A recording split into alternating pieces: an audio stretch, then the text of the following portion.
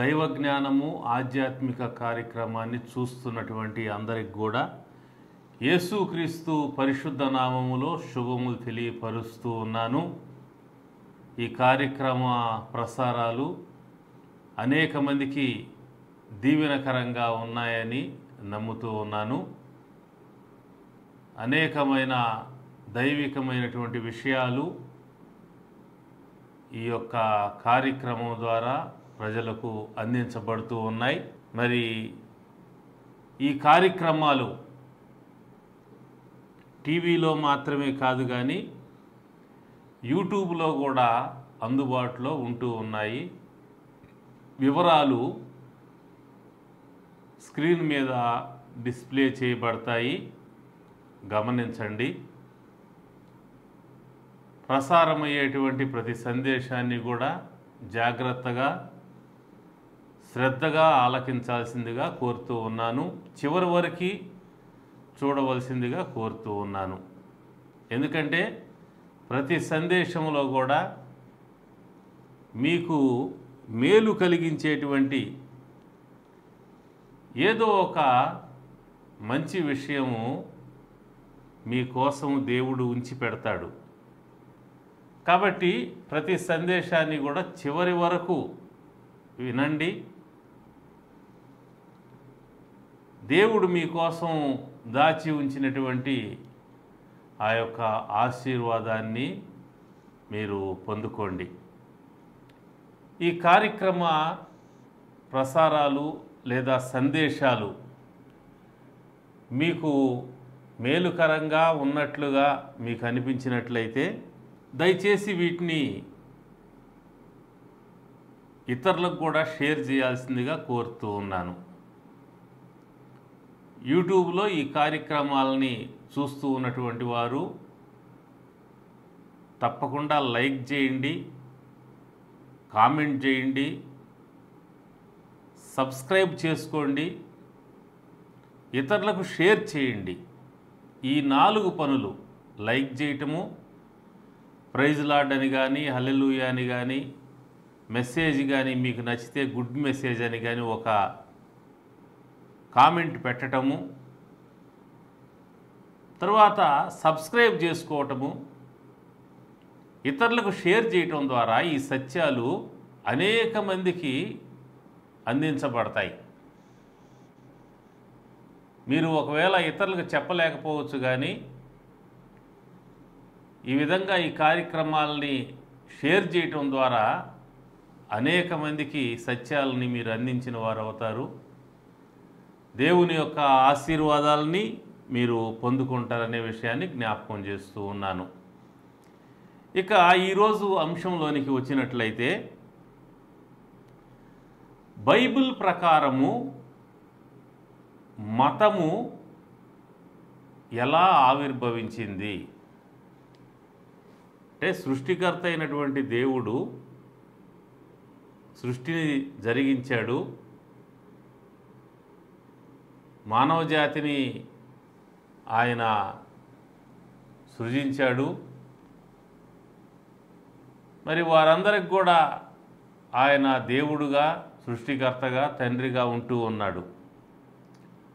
ఒకే దేవుడు, ఒకే ఆరాధన ప్రారంభంలో ఉన్నది. అయితే తరువాతి కాలంలో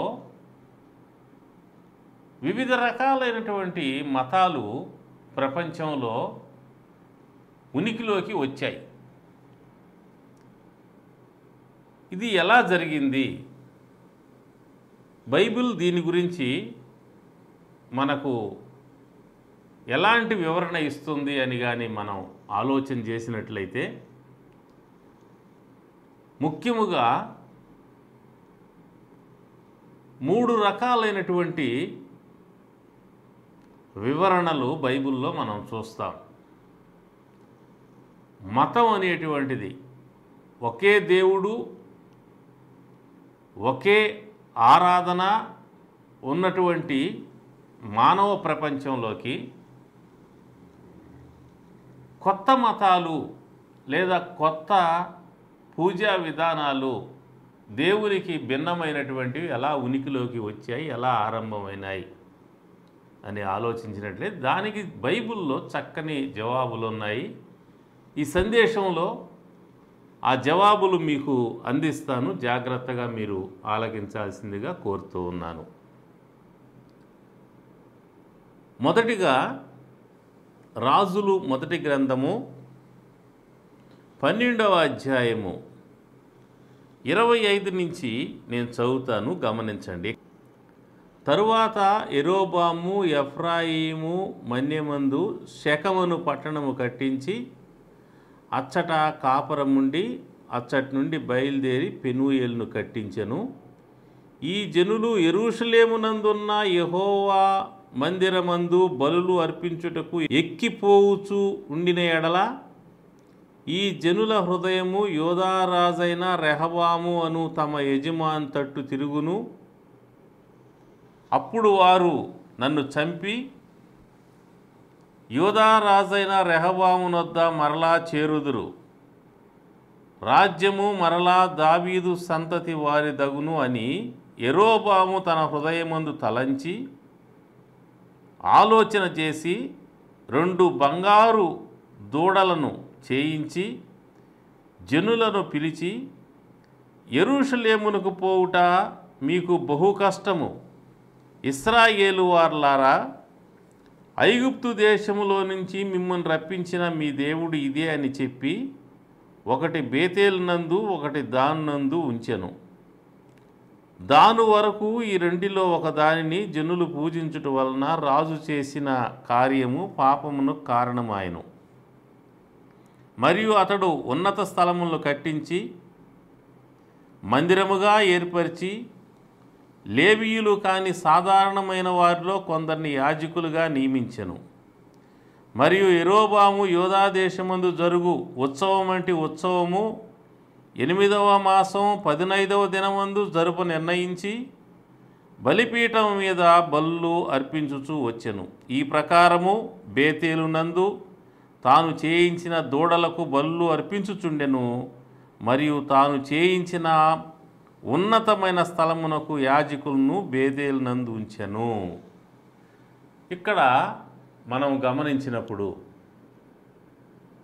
అంతకుముందు ఎన్నడూ లేనటువంటి ఒక కొత్త పూజా విధానము, ఆరాధనా విధానము ప్రారంభమైనట్లుగా మనం చూస్తున్నాం. ఈ యొక్క క్రొత్త పూజా విధానము, ఈ ఆరాధనా విధానం అనేటువంటిది ఒక మత ఆవిర్భావాన్ని సూచించేటువంటి విషయం. మత ఆవిర్భావం అనేటువంటిది ఏ విధంగా జరుగుతుంది అని మనం ఆలోచించినప్పుడు దానికి బైబిల్లో చక్కని వివరణ ఈ భాగంలో మనం చూస్తాం. ఇక్కడ విషయం ఏమిటంటే, ఇశ్రాయేలు ప్రజలు ఈజిప్టు దేశంలో నుంచి ఇశ్రాయేలు దేశంలోనికి వచ్చిన పిదప దేవుడు వారికి రాజుగా ఉండుటకు సౌలును నిర్ణయించాడు. ఇశ్రాయేలు మొట్టమొదటి రాజు సౌలు. సౌలు తరువాత దావీదు రాజు అయ్యాడు. దావీదు తరువాత అతని కుమారుడు సొలొమోను రాజు అయ్యాడు. సొలొమోను తర్వాత ఆయన కుమారుడైన రెహబాము రాజు అయ్యాడు. ఈ రెహబాము కాలంలో ఇశ్రాయేలు 12 గోత్రాల మధ్య విభజన వచ్చింది. 10 గోత్రాలు ఒక రాజ్యముగాను 2 గోత్రాలు ఒక రాజ్యముగాను విడిపోయినాయి. 2 గోత్రాలు ఉన్నటువంటి రాజ్యాన్ని యోధా రాజ్యమని, 10 గోత్రాలు ఉన్న రాజ్యంను ఇశ్రాయేల్ రాజ్యమని పిలవటం జరిగింది. 2 గోత్రాలు ఉన్నటువంటి యోధా రాజ్యమునకు సొలొమోను కుమారుడైన రెహబాము రాజు కాగా, 10 గోత్రాలు ఉన్నటువంటి ఇశ్రాయేలు రాజ్యమునకు యెరోబాము అనేటువంటి వ్యక్తి రాజుగా నియమించబడ్డాడు. ఇది విషయం. అయితే దేవుని యొక్క మందిరము యోధా రాజ్యంలో ఉన్నది, అంటే యెరూషలేములో ఉన్నది. యెరూషలేములో దేవుని యొక్క మందిరం ఉండటం వలన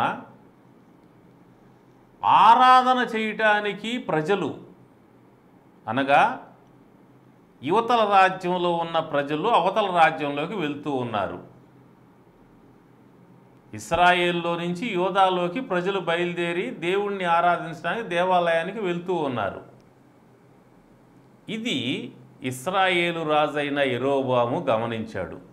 గమనించి ఏమనుకున్నాడు అంటే, ఈ జనులు దేవుణ్ణి ఆరాధించటానికి యెరూషలేముకు వెళ్తూ ఉన్నారు. ఏదో ఒక రోజున ఇలా వెళ్తున్నటువంటి వారందరూ కూడా యోధారాజైన రెహబాము వైపు తిరిగిపోతారు. అప్పుడు అందరూ ఏకమవుతారు. నన్ను చంపేసి నా రాజ్యం అనేటువంటిది వాళ్ళు తీసేసుకుంటారు అనేటువంటి ఆలోచన ఈ యెరోబోము అనేటువంటి వాడికి కలిగింది. అతడు రాజుగా ఉన్నాడు. ఆ ఆలోచన కలగంగానే అతడు ఒక ప్లాన్ వేశాడు.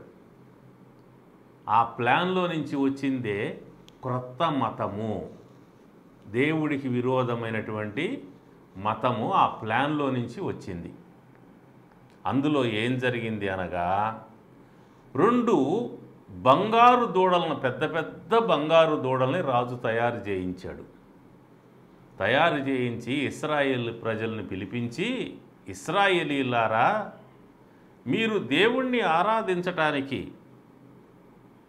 యెరూషలేముకు వెళ్ళాలంటే మీకు చాలా కష్టము. వివిధ ప్రాంతాల నుంచి మీరందరూ యెరూషలేముకు వెళ్ళాలంటే, కాబట్టి మీకోసము నేను ఇక్కడ ఈ బంగారు దూడల్ని మీరు ఆరాధించటం కోసం నేను ఏర్పాటు చేశాను. మరి మిమ్మల్ని రక్షించినటువంటి దేవుడు ఎవరనుకుంటున్నారు మీరు? ఇదిగో ఈ దూడలే.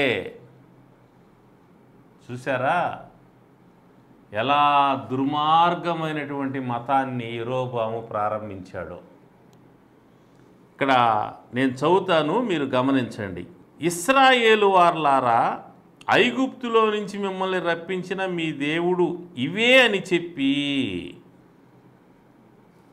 ఆ దూడల్ని చూపించి, ఈజిప్ట్లో నుంచి మిమ్మల్ని కాపాడి రక్షించింది ఎవరు అనుకుంటున్నారు? ఇదిగో ఈ దూడలే అని చెప్పి, ఒకటేమో బేతేలులో, ఒకటేమో దాను అనే ప్రాంతంలో ఉంచాడు. వీటిని జనులు పూజిస్తూ వచ్చారు. ఇక్కడ మతం ఆరంభమైంది.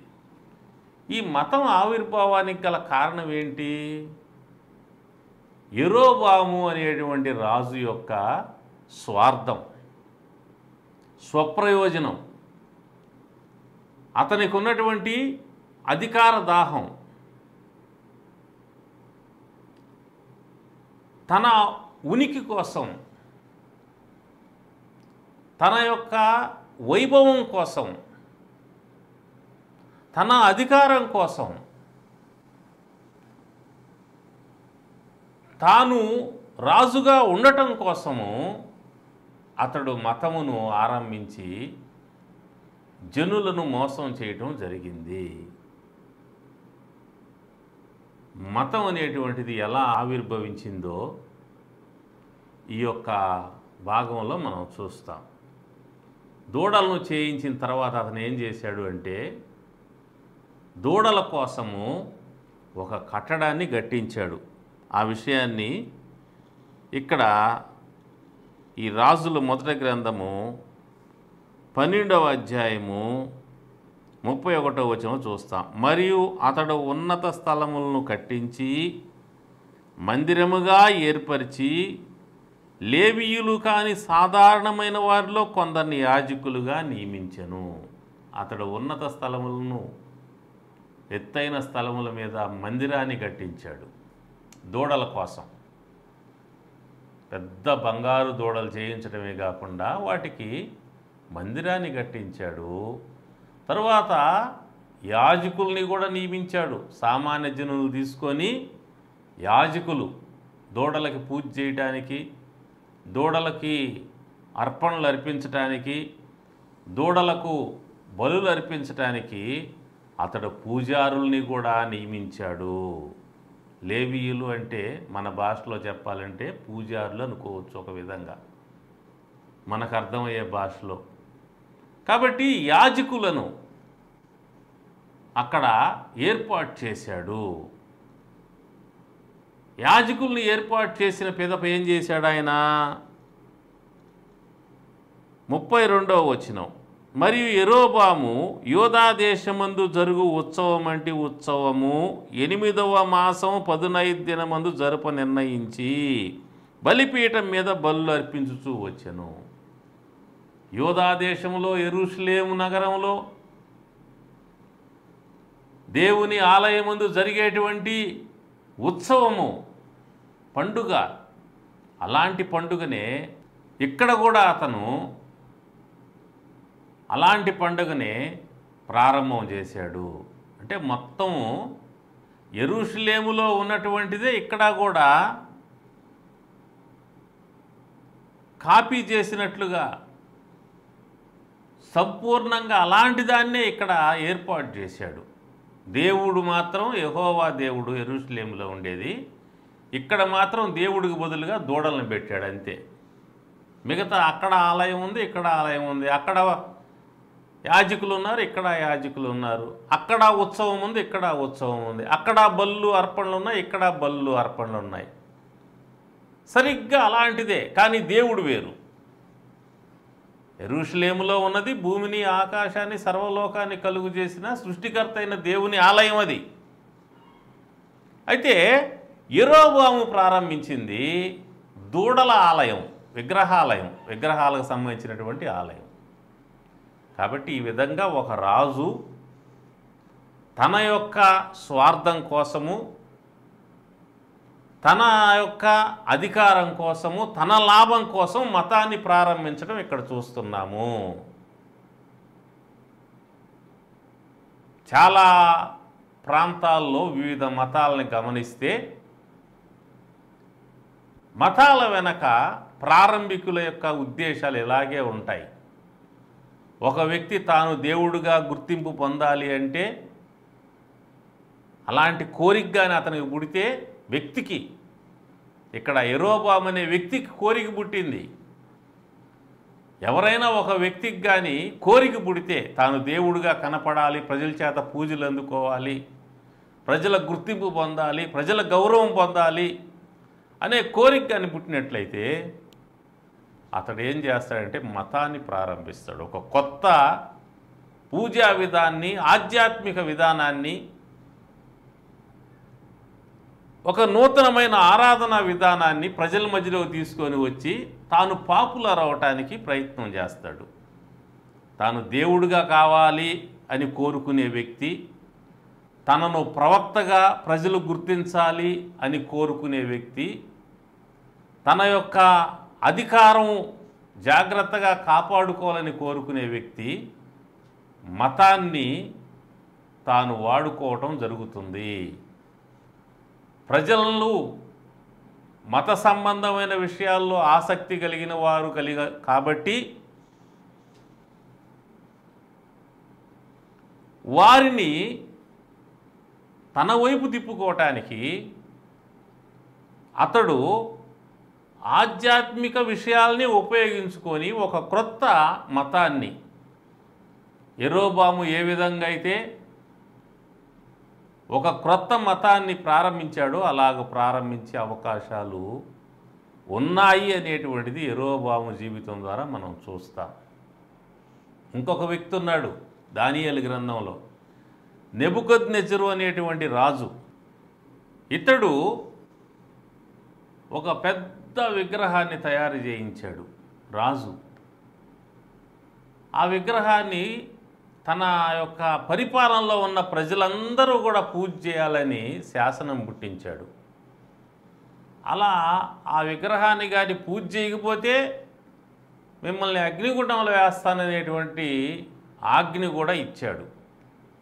దానితో ఆయన రాజ్యంలో ఉన్నటువంటి ప్రజలందరూ కూడా ఆ విగ్రహానికి పూజ చేయటము అనేటువంటిది దానియేలు గ్రంథం 3వ అధ్యాయంలో చూస్తాం. అంటే ఒక రాజు తన ఘనత కోసం, ఒక గొప్ప విగ్రహాన్ని చేసి ఒక పూజా విధానాన్ని అక్కడ ప్రారంభించడం మనం చూస్తాం. కాబట్టి ఏ రాజుకైనా సరే తన యొక్క ఘనత కోసం, ప్రజల్లో తాను మంచి పేరు తెచ్చుకునేటువంటి ఉద్దేశము, కోరిక ఉన్నట్లయితే, గొప్ప పేరు కావాలనే ఒక ప్రత్యేకమైన గుర్తింపుగానే కోరిక ఉన్నట్లయితే, అతడు తనకు నచ్చినటువంటి విధంగా పూజా విధానాలని ప్రారంభించే అవకాశం ఉంది, మతాన్ని ప్రారంభించే అవకాశం ఉంది. ఈ విధంగా రాజుల కాలంలో మతం అనేటువంటిది ప్రారంభం కావటం అనేది బైబిల్లో మనం చూస్తాము. మతం, దేవుడు మనిషిని చేస్తే మనిషి మతాన్ని చేశాడు. మతం ఏం చేస్తుందంటే మనిషిని దేవుడికి దూరం చేస్తుంది, దేవుని ఆశీర్వాదాలకు దూరం చేస్తుంది. దేవుడు మనిషి కోసము సిద్ధపరిచినటువంటి దైవలోకాన్ని, దేవుని యొక్క స్వస్థతని, దేవుని యొక్క కాపుదలని, దేవుని యొక్క భద్రతను అన్నిటినీ కూడా మనిషి పోగొట్టుకునే విధంగా చేస్తుంది. ఎందుకంటే మనల్ని దేవుడు సృష్టించాడు, మనల్ని దేవుడు రక్షించేవాడు. సృష్టికర్త అయిన దేవుడు, రక్షకుడైనటువంటి దేవుడు, ఆయన్ని మనం విడిచిపెట్టేసి మత వ్యవస్థలోనికి వెళ్ళినప్పుడు, ఆయనకి దూరం అయినప్పుడు, ఆయన సిద్ధపరిచినటువంటి దైవలోకంలో స్థానాన్ని, ఆయన సిద్ధపరిచినటువంటి ఆ యొక్క ఆశీర్వాదాలని పోగొట్టుకునేటువంటి ప్రమాదం ఉంటూ ఉంది. అందుకనే ప్రజలు దేవునితో నిలబడాల్సిన అవసరత ఉన్నది. మనుషుల యొక్క స్వార్థం, మనుషుల యొక్క స్వప్రయోజనం, మనుషుల యొక్క కోరికల ప్రకారము ప్రారంభమైనటువంటి ఈ యొక్క పూజా విధానాల వల్ల మనిషి తనను సృష్టించిన దేవుడికి దూరం అయ్యేటువంటి ప్రమాదం ఉంటూ ఉన్నది. కాబట్టి ప్రతి మనిషి కూడా దేవునితో నిలబడాల్సిన అవసరత ఉన్నది, దేవుణ్ణి ఆరాధించాల్సిన అవసరత ఉన్నది. యెరోబాము ప్రజలు పాపం చేయటానికి కారణమాయను అని లేఖనంలో మనం చూస్తున్నాం.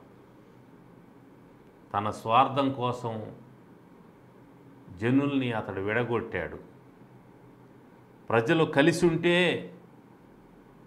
తన ఉనికికి ప్రమాదం అని చెప్పి అతడు ప్రజల్ని కలవకుండా చేయటం కోసం ఒక మతాన్ని ఆరంభించి ప్రజల్ని దేవుడి వైపు నుంచి తాను స్థాపించిన మతం వైపు తిప్పి వారిని మోసం చేయటం జరిగినది.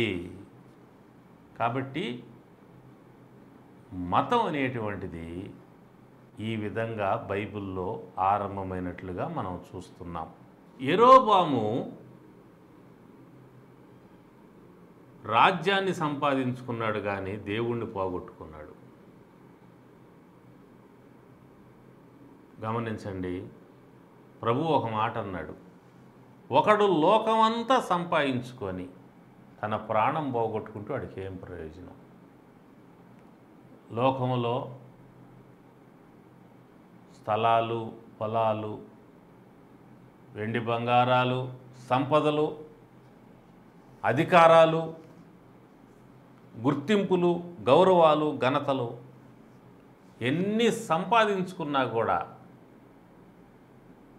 దేవుడు లేకుండా ఉన్నట్లయితే మనిషి సంపాదించుకున్న ఏది కూడా మనిషిని నరకం నుంచి రక్షించలేదు, సాతాను నుంచి రక్షించలేదు, దుష్టశక్తుల నుంచి రక్షించలేదు. ఎంతైనా ఉండొచ్చు గాక, ఎన్ని స్థలాలైనా, ఎన్ని పొలాలైనా, ఎన్ని కట్టడాలైనా, ఎన్ని పేరు ప్రఖ్యాతులైనా, ఎంత గొప్ప ఘనత అయినా ఉండొచ్చుగాక,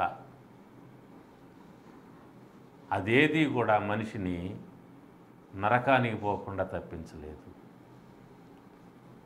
మనిషి ఏర్పాటు చేసుకున్న మతము మనిషిని కాపాడలేదు. మనిషిని కాపాడేది ఎవరంటే మనిషిని సృష్టించిన దేవుడు మాత్రమే. కాబట్టి ఆ దేవదేవుణ్ణి ఆశ్రయించి ఆయన వలన కలిగేటువంటి జీవమును, ఆయన వలన కలిగే ఆశీర్వాదమును మీరు మీ కుటుంబాలు అనుభవించవలసిందిగా ప్రేమపూర్వకంగా నేను ఆహ్వానిస్తూ ఉన్నాను. దేవుడు మిమ్మల్ని మీ కుటుంబాలను దీవించునుగాక. ఆమేన్. ప్రార్థన చేస్తాను. ప్రేమ కలిగిన తండ్రి, నీ పరిశుద్ధ పాదాలకు వందనాలు. సృష్టికర్త అయినటువంటి దేవుడు, ఏకైక దేవుడు, సమస్తాన్ని కలుగుచేసి నరులను కలుగుచేసి నరులందరికీ కూడా దేవుడుగా పూజనీయుడుగా ఉన్న సమయంలో ఒక క్రొత్త మతము ఎలా ఆవిర్భవించిందో లేఖనాల్లో మేము చూసాం. ప్రపంచంలో ఏకైక దేవుడైనటువంటి నీకు పోటీగా ఏ విధంగా మనుషుల యొక్క ఆలోచనలో నుంచి, మనుషుల యొక్క హృదయ తలంపుల్లో నుంచి, స్వార్థంలో నుంచి, పేరు పొందాలనే కోరికలో నుంచి, అధికారం పొందాలనే కోరికలో నుంచి మతం అనేటువంటిది వచ్చిందో లేఖనాల్లో మేము చూసి ఉన్నాం. మతం అనేది మనిషిని రక్షించలేదని, రక్షించగలిగింది దేవుడు మాత్రమే అనేటువంటి విషయాన్ని చూశాం. కాబట్టి ఈ వాక్యం వింటున్న ప్రతి ఒక్కరూ నరకం నుంచి రక్షింపబడటానికి, సాతాను నుంచి రక్షింపబడటానికి, దుష్టశక్తుల నుంచి రక్షింపబడటానికి, రోగముల నుంచి రక్షింపబడటానికి, అన్ని గండాలు, ఉపద్రవాలు, ప్రమాదాల నుంచి రక్షింపబడటానికి రక్షకుడైనటువంటి నీ దగ్గరికి వచ్చి నీ శరణు వేడుకొని నీ రక్షణ పొంది ఈ లోకంలో